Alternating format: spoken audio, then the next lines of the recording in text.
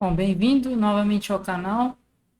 Se você voltou aqui, é porque creio que você crê que pode aprender alguma coisa ou acrescentar a sua forma de compreensão de texto. Nessa segunda aula, eu gostaria de começar falando sobre essa frase de Platão, que ele atribui a Sócrates, no qual ele diz: só sei que nada sei, que é muito interessante porque essa frase ela evoca um processo que ocorre exatamente no processo epistemológico e de conhecimento do ser humano, no qual quanto mais nós conhecemos sobre um assunto, mais nós compreendemos o quão grande é a nossa ignorância sobre esse assunto. Então, ou seja, durante os muitos anos de estudo da Bíblia, e são poucos em comparação com muitas pessoas que eu tive, e muitos anos de estudo em todo e qualquer assunto, seja como biologia ou meu interesse em física, em filosofia, e mesmo tendo pouco conhecimento sobre esses assuntos, ah, eu passo a ter uma ideia sobre esses assuntos como sendo algo sobre o qual eu não tenho conhecimento sobre tudo que aquele assunto diz. Enquanto que quando você pega algumas pessoas que são absolutamente certas sobre tudo que elas falam, você vai notar que isso é de fato uma falta de humildade em relação ao conhecimento, né? Porque se você for considerar assumir que Deus existe, é, nessa situação, a única pessoa que sabe tudo sobre qualquer coisa, inclusive sobre você mesmo, é Deus e não um ser humano, né? Então, se você pegar, por exemplo, uma criança e perguntar para ela sobre alguns assuntos, talvez ela diga para você: você sabe o que é tudo sobre cachorro? Ela, eu sei, cachorro ele come ração, ele abana o rabo quando está feliz e você precisa passear com o cachorro, né? Eu já sei tudo que é necessário saber sobre o cachorro. Se você perguntar para uma pessoa que estuda comportamento animal e especificamente de cachorro, vai dizer: não, nós temos muitas coisas que nós não sabemos. Nós sabemos disso, disso, daquilo, nós temos boas evidências, mas a gente não sabe de um monte de coisa. Ele vai te dizer as lacunas do conhecimento. Então, ou seja, quanto mais você tem conhecimento sobre um assunto, mais você percebe o quanto você não sabe tantas coisas sobre aquilo, quanto falta tantas informações sobre aquilo. Né? Não é uma falsa humildade, né? Dizer não sei ou dizer é possível que seja isso, é possível que seja aquilo. É, na realidade, uma constatação das nossas limitações como seres humanos, né? E essas limitações, elas não vão ocorrer em pessoas que se consideram como líderes carismáticos.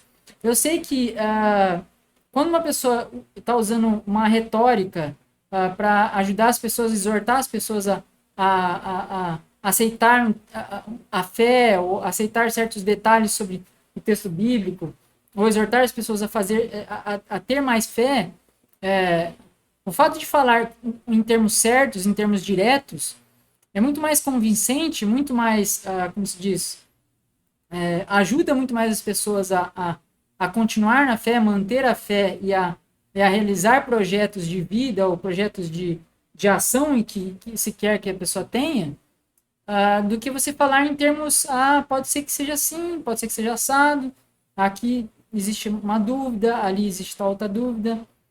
Mas quando você está, você mesmo, estudando, em termos críticos, com honestidade intelectual, você líder, você que vai lá pregar, você que vai estudar o texto bíblico, ou você que quer ver o que essas pessoas dizem, ver o que esses líderes dizem, e comparar com o que o texto diz, e não ser enganado, não ser levado ao erro, não ser levado por palavras carismáticas, o que você vai ter que fazer? Você vai ter que realizar esse processo de limitação do conhecimento, de saber que pessoas, por mais que elas digam coisas certas através da sua boca, que na cabeça delas as coisas podem não ser exatamente certas assim.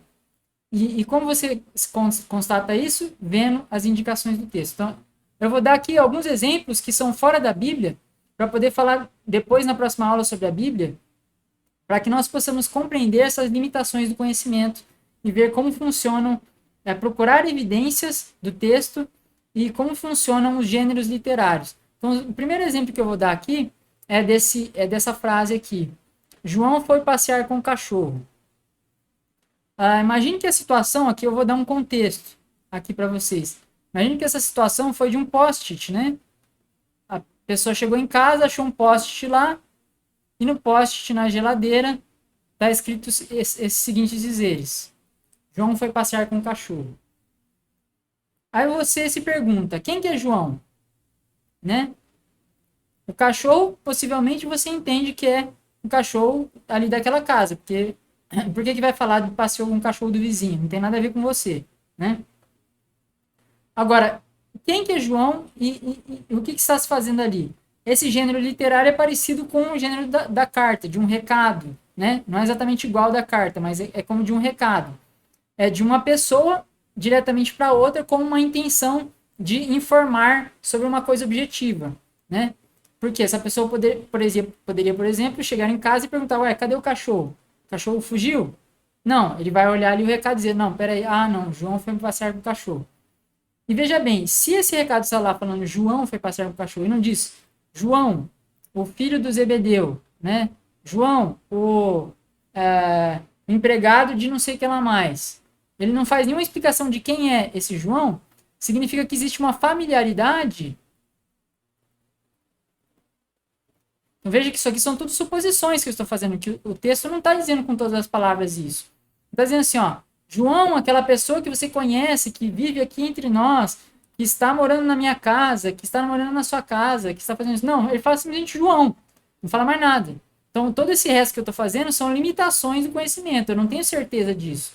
Eu estou supondo pelo que o texto está apresentando. Então, o João, ele possivelmente existe uma familiaridade. Então, é alguém que ou possivelmente vive nessa mesma casa, ou é alguém que trabalha lá e que é conhecido, mas que tem acesso àquela casa e tem acesso ao cachorro. Que afinal você não vai deixar ninguém que você desconhece passear com um cachorro. E não existe nenhuma frase explicativa do tipo João, como eu disse, né? João, filho de não sei quem, né? Filho do vizinho. Né? Não tem nenhuma explicação do tipo dessa, né? Então não existem explicações. O que indica, né? O que dá evidências, né?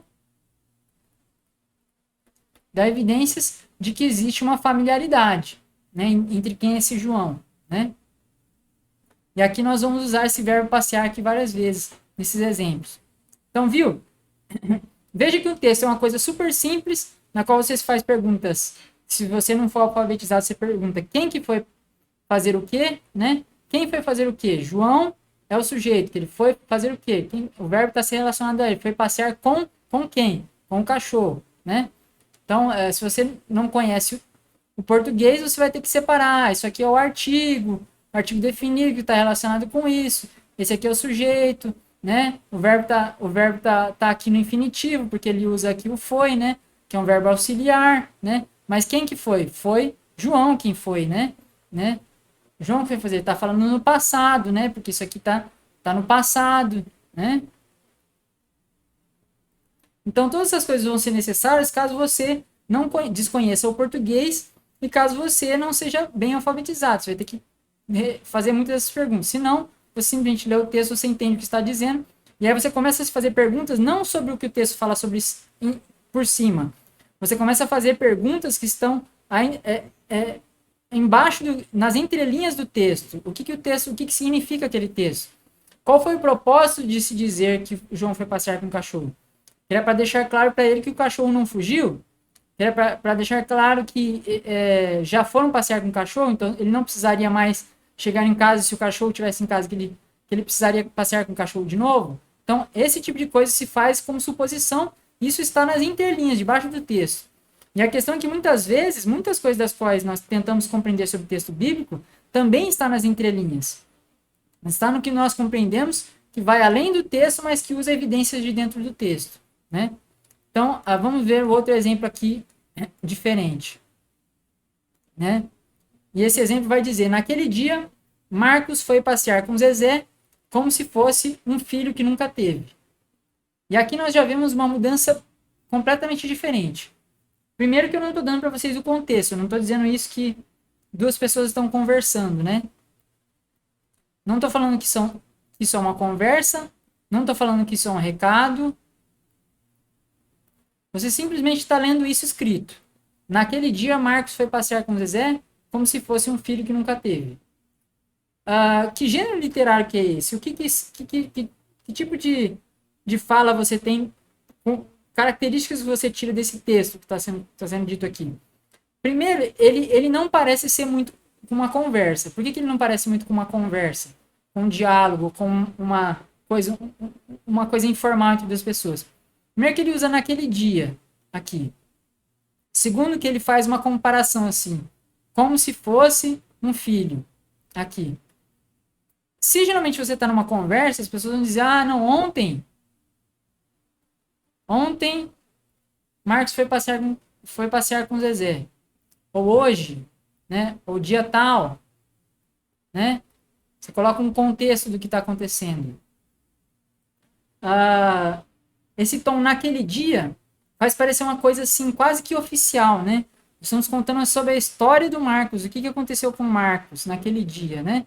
E por que também isso? Não é só por causa do naquele dia, mas também por causa disso aqui, como se fosse um filho que nunca teve. Como se a pessoa estivesse descrevendo sobre os sentimentos, sobre o que está se passando internamente na pessoa do Marcos. Então, como é que ela sabe como é que Marcos estava se sentindo? Ela estava lá, pessoalmente, para poder verificar o que estava acontecendo com o Marcos?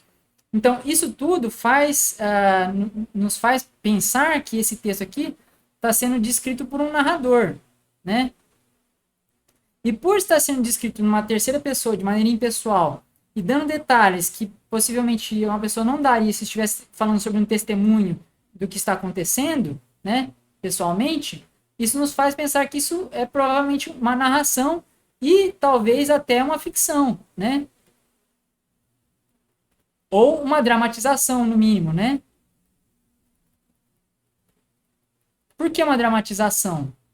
Porque nós não conhecemos os pensamentos das pessoas, não podemos dizer tudo nos mínimos detalhes. E existe uma certa elaboração, né? Como se fosse um floreio do que está acontecendo.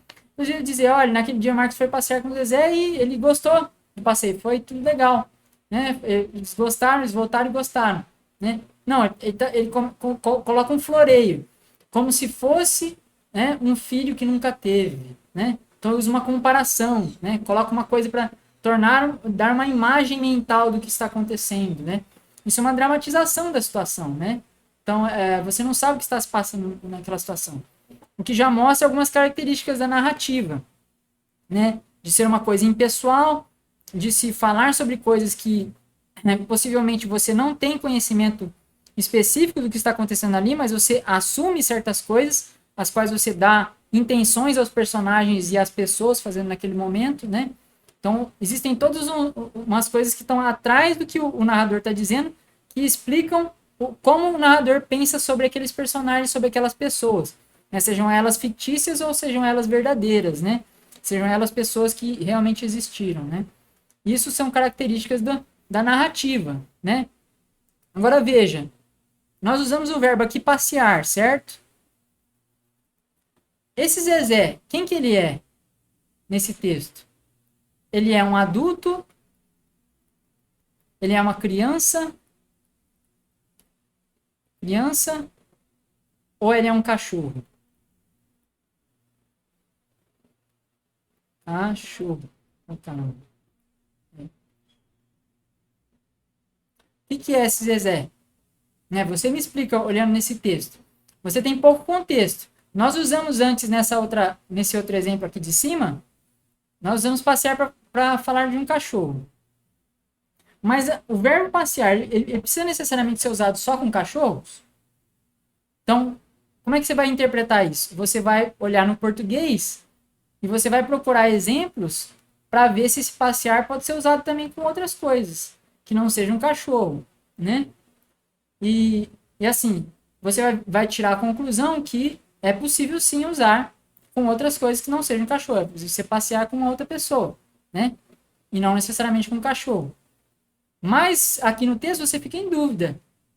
Há pessoas que têm tanta afeição, né, pelo cachorro que para eles é como se fosse um filho. E aí? O que é Zezé aqui? Inclusive é um apelido, né? Que muitas vezes as pessoas usam para cachorros também. Zezé é uma criança ou ele é um cachorro? O contexto vai determinar. Aqui, por esse contexto, fica difícil para a gente determinar, mas eu vou dar mais partes do texto para a gente poder chegar à conclusão. Mas veja bem, a partir aqui desse momento, nós não sabemos se ele é um adulto, se ele é uma criança ou se ele é um cachorro. Nós temos mais evidências, eu diria, por esse trecho aqui, de ser uma criança ou um cachorro, né? E mais ainda de ser uma criança. Por quê?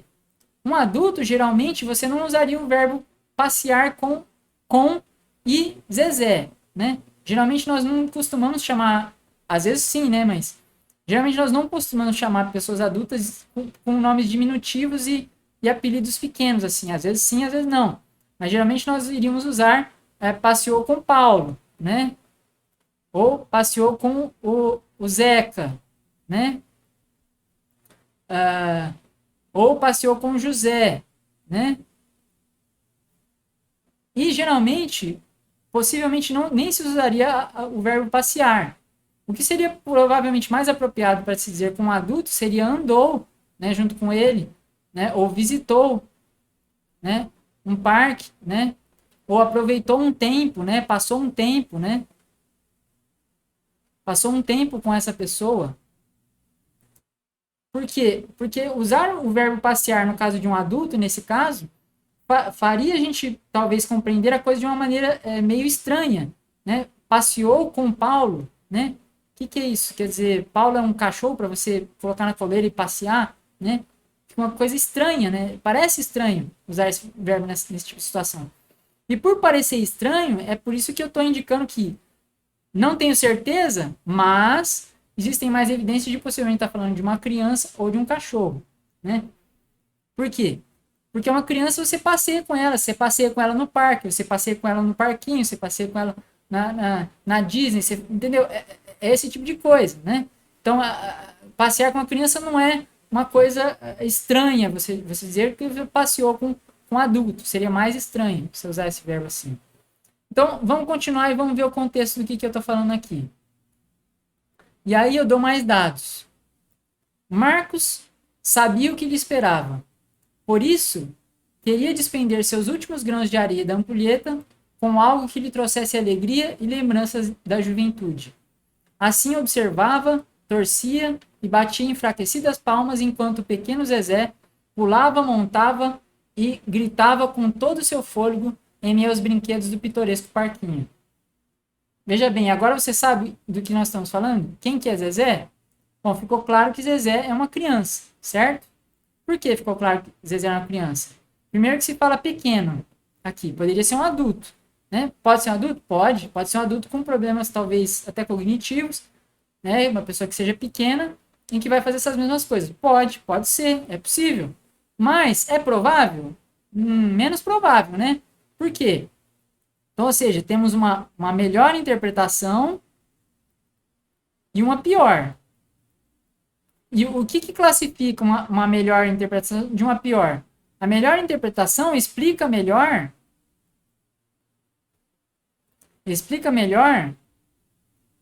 as evidências do texto.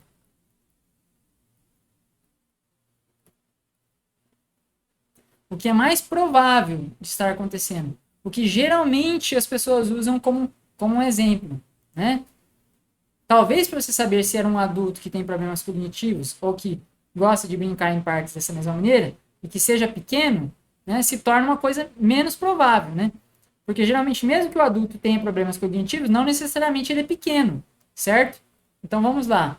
Outra coisa que nos dá indicação disso, né? A juventude, né? Tudo bem que nós não sabemos a idade do Marcos, né? Mas geralmente juventude, né? Juventude, ser pequeno, gritar, pular e montar em brinquedos é geralmente coisas que crianças fazem e não coisas que adultos fazem. Então as evidências apontam melhor para ser o quê? Uma criança. O que mais nós podemos dizer desse trecho aqui? Primeiro, aqui nós vamos indicar também uma outra coisa que está acontecendo, que é uma oposição entre dois lados diferentes, né, que estão sendo contrastados. Que é um lado que não tem vitalidade e um lado que tem vitalidade. O Marcos, ele esperava por algo aqui. O que ele esperava? O que ele sabia que o esperava aqui? Isso aqui é um prenúncio, né? Prenúncio. É você dizer sobre uma coisa que está para acontecer e dizer frases veladas, frases escondidas sobre uma coisa que é relativamente óbvia que vai acontecer a essa pessoa. Então, o que ele esperava? Ó, Marcos sabia o que ele esperava. Por isso, por essa razão, pelo fato dele saber o que ele esperava, ele queria despender os seus últimos grãos de areia da ampulheta. Né? O que é uma ampulheta? Aquele negócio assim, né? Que tem aqui a areia descendo, né? Que representa o quê? Representa o tempo, né? Então, aqui, novamente, o uso de uma figura de linguagem, né? Então, não é que assim, existe uma ampulheta física e real ali naquele momento, né? Mas o autor, que é um narrador, ele usa uma figura de linguagem para poder se referir àquilo. Ele está se referindo necessariamente ao quê? Eu diria que aqui ele está se referindo à morte, né? Porque assim, veja bem, poderia não ser a morte aqui, mas ele está se referindo ao tempo, não como se assim, ó, olha, eu preciso sair daqui para ir para o trabalho, né? Então eu estou despendendo meus últimos minutos de tempo para fazer isso. Não, ele dá um prenúncio ele faz um presságio de algo que é sinistro, né? Marcos sabia o que ele esperava, né? Ele sabia que iria acontecer o quê? Que ele iria morrer. Vamos supor aqui. Por isso ele queria despender seus últimos grãos de areia da ampulheta com algo que trouxesse alegria e lembrança da juventude. Ele queria substituir aquele sentimento de desespero e de fim da vida, de fim da sua vitalidade, com alegria e com a imagem de algo que é feliz, que é cheio de vitalidade, que é uma criança brincando, né? E outras imagens que nós vemos nesse texto que nos dão essa ideia. Existe uma repetição de três termos aqui, que é observava, torcia e batia de um lado, observava, torcia e batia fracas palmas, né, enfraquecidas palmas, né, sem vitalidade. Sem vitalidade. De um lado, são todas expressões de algo que é feito passivamente, se observando o outro fazer, não você fazendo junto. E do outro lado, nós temos o quê? Vamos ver aqui, ó, no texto. Pulava, montava e gritava com todo o seu fôlego, ou seja, vitalidade. Pulava, pular, montar e gritar com vitalidade. Né? E esses verbos, pular, montar, gritar, são todos verbos de ação, de força, de vitalidade, de não estar parado, né? De vida, né? Então, uma oposição que entre morte e vida, entre falta de vitalidade e excesso de vitalidade, né? E veja bem, todos esses tipos de comparações, né? Prenúncios, contrastes, essas coisas acontecem nas narrativas bíblicas também, né? Então, o que nós vamos ter, por exemplo, de prenúncio? Muitas vezes nós temos no Evangelho e em outros prenúncios, né? Em outros livros da Bíblia. Nós vamos ter, por exemplo, imagens e coisas que acontecem que vão prenunciar o quê? A morte de Jesus na cruz. Ele vai dizer, então, ia acontecer o que ele esperava que iria acontecer. Então, nós temos no final de João, então, ele foi e ficou com os seus, né, porque sabia que o seu tempo estava para acabar, né? Então, o que são isso? São prenúncios, né? Imagens que vão sendo colocadas antes e que lá na frente se repetem para poder mostrar que está se prenunciando algo que vai acontecer, né? Prenúncios, né? É um recurso das narrativas que é utilizado. Outro recurso que se usa muito nas narrativas bíblicas é a repetição, né? Repetição e o paralelismo. né? Então, como eu fiz ali 1, 2 e 3, de um lado e do outro, nós temos na narrativa de Gênesis, nós temos entre os dias, né? Entre os dias que acontecem de Gênesis, nós temos um paralelismo entre as coisas que acontecem no primeiro dia, no quarto, no segundo e no quinto, e no terceiro e no sexto, né? São características tanto da poesia, né, como características da narrativa, do uso de figuras de linguagem, né? E de onisciência sobre a situação do que acontece ali também, que é uma característica da narrativa. Falando sobre coisas que supostamente não podemos saber pessoalmente, né? E outra coisa que acontece na narrativa de Gênesis também que nós vamos citar, né? Quando Deus terminou um dia, que ele fez as coisas, ele viu que tudo aquilo era bom. E depois ele terminou e viu que tudo aquilo era bom. Ele terminou e viu que tudo era... O que é isso? Repetição. E por que acontece essa repetição? Está tentando falar para você, leitor, sobre algum objetivo do autor, né? Qual que era o propósito dele com aquele texto. Então, são todas indicações, evidências que nós podemos usar para poder compreender o texto, né? E essas coisas, basicamente, que nós vamos estar fazendo e usando alguns exemplos aqui. Eu vou usar, primeiramente, alguns exemplos de Gênesis, né? E depois nós vamos utilizar outros textos aí do Novo Testamento, especialmente os evangelhos, para poder dar alguns exemplos de textos de difícil compreensão e como nós podemos compreender os diferentes gêneros dentro da Bíblia, né? Mas, primeiramente, na próxima aula, eu vou dar um geral de quais os tipos de gêneros nós temos presentes na Bíblia, né? Eu te vejo lá.